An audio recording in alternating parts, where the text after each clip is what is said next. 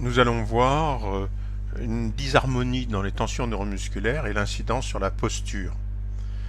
L'occlusion peut être cause ou au contraire peut recevoir les effets de cette disharmonie. Bien détendu, vous fermez les yeux, ça part à droite. Bien détendu, vous regardez loin devant vous, bien détendu, vous fermez les yeux et vous laissez aller. Fermez, ça part en avant. Lorsque la patiente ferme les yeux, elle n'a plus de repères. Aussi, les gros muscles, qui pour elle sont antérieurs, les gros muscles antérieurs sont plus tendus que les muscles postérieurs et vont l'entraîner vers l'avant.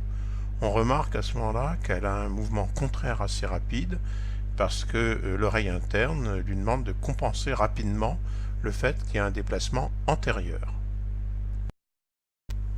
De même de face, la patiente ayant des muscles latéraux droits beaucoup plus contractés que les muscles latéraux gauches, eh bien, lorsqu'elle ferme les yeux, ces muscles l'entraînent vers la droite. En conclusion, la patiente ferme les yeux qui lui permettent d'avoir un repère spatial.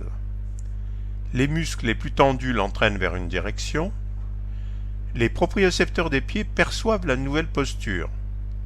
Les oreilles internes enregistrent la rapidité du mouvement et provoquent une réponse quantitative adaptée.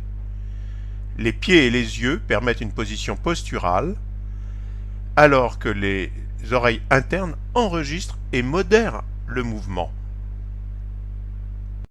Une mauvaise occlusion dentaire peut provoquer des tensions de certains muscles qui eux-mêmes vont provoquer un défaut postural de la mandibule, souvent de la tête et du corps.